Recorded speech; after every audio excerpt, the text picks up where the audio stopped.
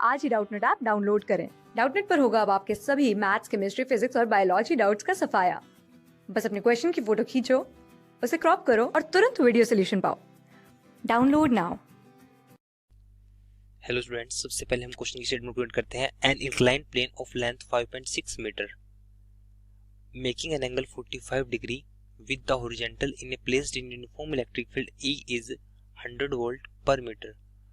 A particle of mass 1 kg and charge 10 की power minus 2 coulomb is allowed to slide down from rest position from maximum height of slope. If the coefficient of friction is 0.1, then the time taken by particle to reach the bottom is.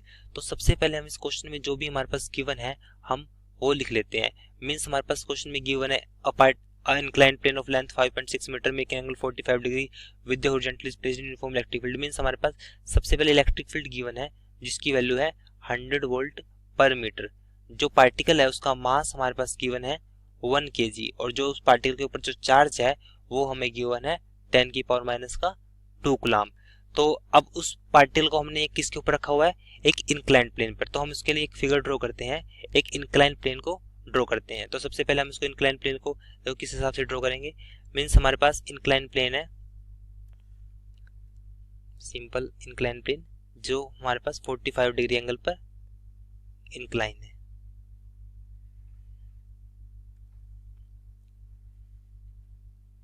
तो ये हमारे पास incline plane है। इसके ऊपर जो particle है, ये particle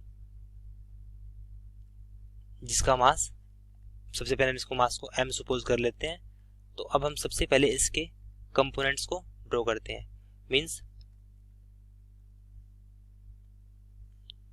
हमारे पास इसके कंपोनेंट, इसका वेट वर्टिकली डाउनवर्ड होगा mg। अगर ये हमारे पास क्वेश्चन में गिवन है दिस एंगल इज 45 डिग्री, तो जो ये कंपोनेंट होगा ये एंगल भी 45 डिग्री होगा। तो हमारे पास ये कंपोनेंट होगा mg cos 45 डिग्री और जो ये कंपोनेंट होगा जो सरफेस के पैरेलल होगा ये हमारे पास होगा mg sin 45 डिग्री। क्लियर है। तो अब हमारे पास जो एक नॉर्मल रिएक्शन होगी जो इसको बैलेंस करेगी वो हमारे पास होगी r, मींस r इसको बैलेंस करेगा। अब हमें क्वेश्चन में गिवन है कि यहाँ पर एक इलेक्ट्रिक फील्ड 100 वोल्ट पर मीटर गिवन है, मींस 100 वोल्ट पर मीटर इस हिसाब से क्वेश्चन में गिवन है। तो अब इस इलेक्ट्रिक फील्ड की वजह से इस पार्टिकल पर एक फोर्स लगेगा जो हमारे पास होगा F is equal to QE, F is equal to QE। तो अब हम इसके भी कंपोनेंट को रिजोल्व करके हमारे पास ये एंगल 45 डिग्री होगा। तो हमारे पास ये जो कंपोनेंट होगा इसको हम बोलेंगे QE cos 45 डिग्री और इससे पे परपेंडिकुलर जो ये कंपोनेंट होगा ये हमारे पास होगा QE sin 45 डिग्री। अब एक फोर्स और लगेगा इस पे ड्यू टू फ्रिक्शनल फोर्स जो इसको अपोज करेगा नीचे जाने से। तो हमारे पास जो वो फोर्स होगा वो हमारे पास होगा F is equal to mu R, F is equal to mu R और एक नेट फोर्स लगेगा जिसकी वजह से बॉडी फिर भी नीचे जाएगी। तो अब हमारे पास सिंपल है, क्वेश्चन में फ्री बॉडी डायग्राम ड्रॉ हो चुका है।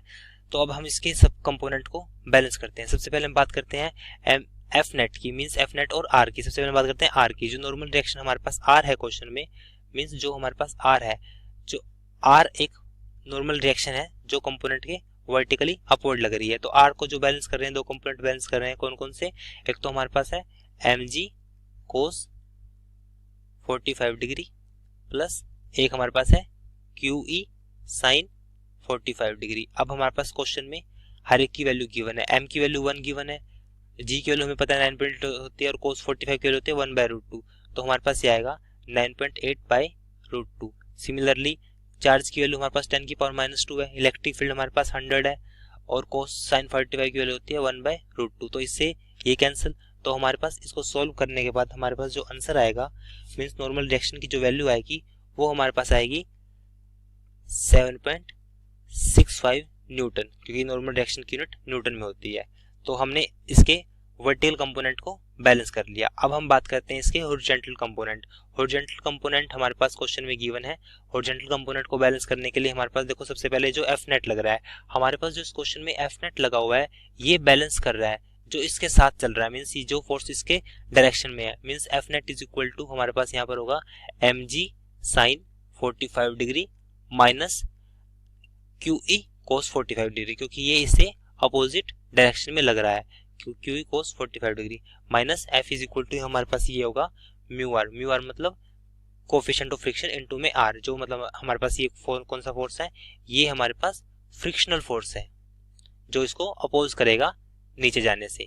तो हमारे पास इसकी वैल्यू पुट करने पर m की वैल्यू हमें पता है 1 है, और क्वेश्चन में g की वैल्यू हमारे पास है 9.8, और sin 45 की वैल्यू होती है 1/√2। क्यू की वैल्यू हमें पता है, क्यू और ये आपस में कैंसिल आउट हो जाएंगे, तो हमारे पास ये बचेगा 1/√2 माइनस म्यू की वैल्यू क्वेश्चन में गिवन है, कहाँ पर म्यू की वैल्यू हमारे पास ये गिवन है क्वेश्चन में, म्यू इज इक्वल टू 0.1, तो 0.1 हमें पता है 1/10, और r की वैल्यू हमारे पास होगी क्वेश्चन में जो हमने अभी फाइंड आउट की है 760/100। तो हम इसको सोल्व करने के बाद हमारे पास जो एफ नेट आएगा, सिंपली हम इसको सोल्व कर सकते हैं, बिल्कुल सिंपल है, कोई इसमें प्रॉब्लम नहीं होगी। तो हमारे पास जो एफ नेट आएगा वो आएगा 5.481।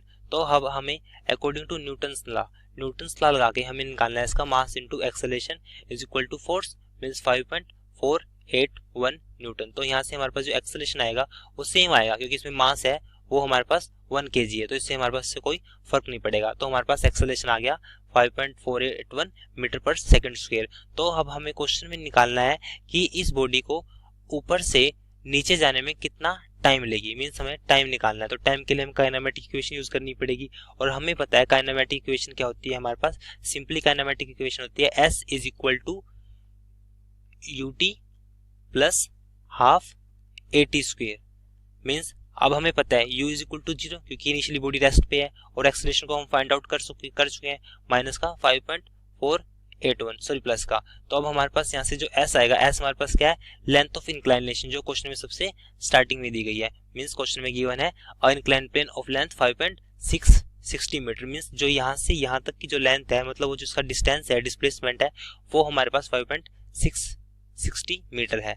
तो अब हमारे पास क्वेश्चन में हम वैल्यू पुट करते हैं 5.60 इज इक्वल टू 1/2, एक्सेलरेशन की वैल्यू हमारे पास गिवन है 5.481 इनटू में टी स्क्वायर। अब हमारे पास यहाँ से जो टी की वैल्यू आएगी वो आएगी 2 इंटू 5.60 अपॉन 5.481 सारे का अंडर रूट। तो अब इसको सोल्व करने के बाद हमारे पास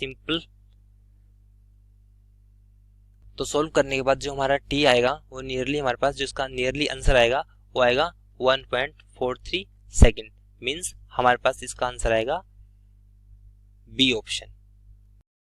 क्लास 6 से 12 से लेके नीट, IIT, JEE मेंस और एडवांस के लेवल तक 10 मिलियन से ज्यादा स्टूडेंट्स का भरोसा।